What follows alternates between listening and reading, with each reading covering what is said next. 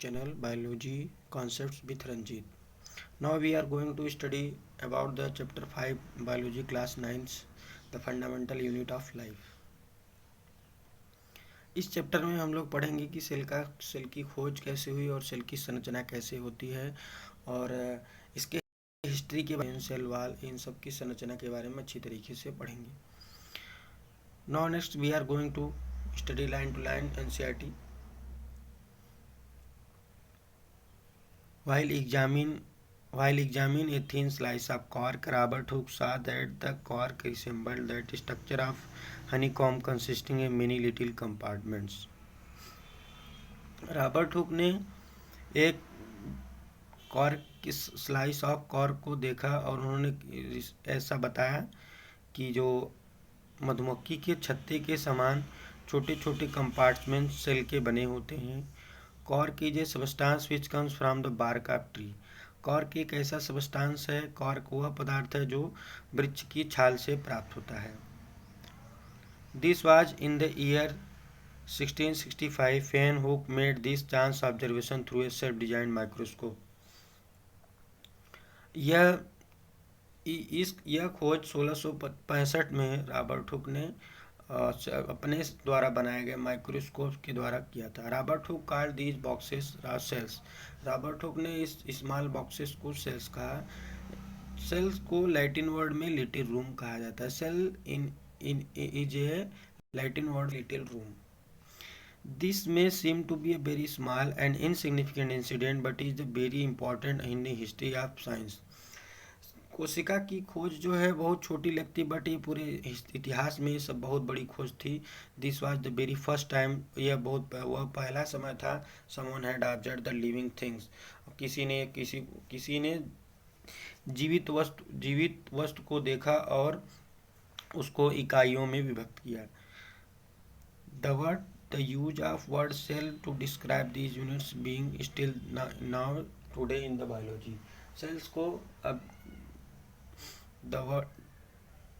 the use of word cell to describe these units is being used till this day in the biology. Now next, if we want to try to look cell compartments in any substances, then we can take a small piece of onion peel and seen them with a compound microscope and prepared the well prepared slices and put them on the specimen on the microscope slide. We can see the cell compartments in the compound microscope. Here it is the compound microscope having the parts base, mirror, stage, condenser lens, objective lens, and here the microscope slide clip. यहाँ slide को बांध कर रखा जाएगा. Body tube, eyepiece and coarse adjustment, fine adjustment. Base के ऊपर आधारित होता है microscope. Another thing condenser lens जो होता है वह लाइट को ले आकर कंडेंस करता है एक ही स्थान पर. फिर वो उसको फोकस करवाता है किस पे, स्लाइड पे. फिर वो स्लाइड से लेंस स्लाइड पे लाइट जाती है. फिर वो लाइट स्लाइड से होते हुए वो ऑब्जेक्टिव लेंस की ओर जाती है. फिर बॉडी ट्यूब से होते हुए आई पीस से इसकी स्ट्रक्चर्स को देखा जाता है. अगर हम ओनियन पील को कंपाउंड माइक्रोस्कोप से देखेंगे तो कुछ इस तरह की संरचनाएं दिखाई देगी है. और ये इसमें जो छोटे छोटे ब्लैक कलर के हैं इसके न्यूक्लियस हैं और बाकी ये सेल्स के compartment. Now next, what are these structures. ये जो छोटी छोटी कंपार्टमेंट संरचनाएं हैं जो ओनियन पिल के बल में हैं. These structures look similar to each other. ये सभी संरचनाएं आपस में एक समान होती हैं. Together they form a big structure and आपस में मिलकर एक बड़ी संरचना का निर्माण करती हैं onion bulb. These small structures that we see in the basic building unit of onion bulb. These small subunits as like cells form the onion bulb at last. not only onions वो केवल onions के निर्माण नहीं करते बल्कि सभी organism, plants and another organism are made up of the small units of the cell. some important discoveries some important discovery related to the cell. It is the very important box. Let's study. Cells were first discovered by Robert Hooke in 1665. He observed the cell in a cork slice with the help of a primitive microscope. Leeuwenhoek in 1764 with the improved microscope discovered the free living cells in the pond water for the first time. Robert Hooke ने 1665 में कोशिका की खोज की primitive microscope के द्वारा, और Leeuwenhoek ने इम्प्रूव्ड माइक्रोस्कोप के द्वारा पॉन्ड में जीवित कोशिका की खोज की. It was Robert Brown in 1831 who discovered the nucleus in the cell.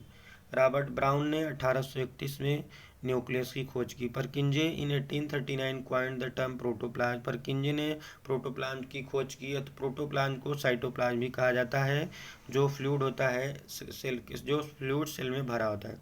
The cell theory that all the plants and animals are composed of the cell and the cell is the basic unit of life was presented by two biologists.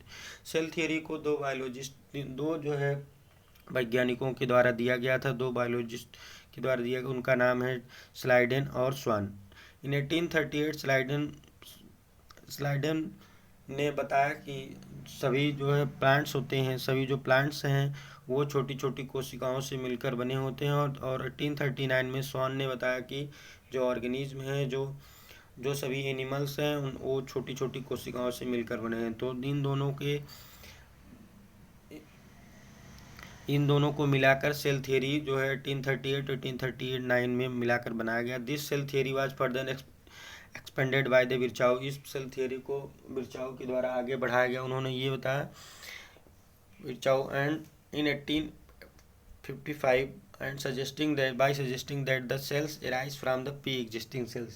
उन्होंने ये बताया कि नई कोशिकाओं का निर्माण पहले से उपस्थित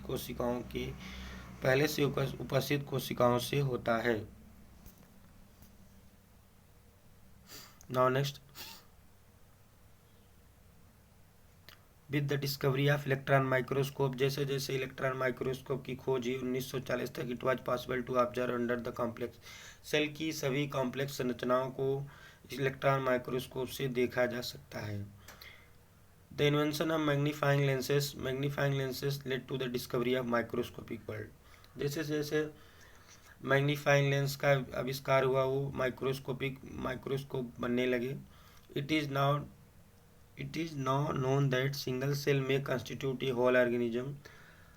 और माइक्रोस्कोप से ये देखा गया कि एक सिंगल कोशिका भी एक ऑर्गेनिज्म को बना सकती है. As like amoeba, paramecium, chlamydomonas, bacteria. These organism are the unicellular organism. The organism which are made up by single cells are called a unicellular organism. On the other hand, many cells grouped together in a single body and assume different function in the form of various body parts called multicellular organism. Are the organism which are made up of the multiple cells are known as multicellular organism, such as fungi, plants and animals. Now next, here in the multicellular organism, different types of cells present, which can be seen in this figure. Here the smooth muscle cells, blood cells, nerve cells, fat cells, bone cell, sperm, ovum. These are the different types of cells. Now next, the shape and size of cells related to the specific function in they perform. किसी भी कोशिका के उसकी जो shape और size होती है उसके फंक्शन के अकॉर्डिंग डिफाइन किया जाता है. Some cells like amoeba having changing their shape. जो अमीबा होता है वो अपना जो है आकार बदलता रहता है. In some cases cell shape could be more और लेस फिक्स्ड. किसी केस में उसकी शेप जो होती है फिक्स हो सकती है और चेंज भी हो सकती है. Fixed are peculiar form particular type of cell. For example, nerve cell have a typical shape. Nerve cell जो होती हैं उनके लिए एक फिक्स शेप होती है in humans. Now next, each living cell has a capacity to perform certain basic function that the characteristics of the living forms. Living beings में सभी कोशिकाओं की एक जो है पर्टिकुलर फंक्शन होता है जो उसे परफॉर्म करती हैं. And multicellular organism have the division of labour. जो मल्टीसेलुलर ऑर्गेनिज्म होते हैं उसमें डिफरेंट डिफरेंट टाइप्स की sales different different function perform करती हैं। That's why the in the multicellular organism labour division of labour is present. This means that different parts of the human body perform different functions. The human body has a heart to pump the blood and a stomach to digest the food and so on. Similarly, division of labor is also seen with the single cell. In fact, each cell has got certain specific component with its known as cell organelles. Each kind of cell organelle perform a specific function such as making new material, clearing waste material, and so on. A cell is able to live and perform all its function because these organelles together constitute basic unit of basic unit called the cell. It is interesting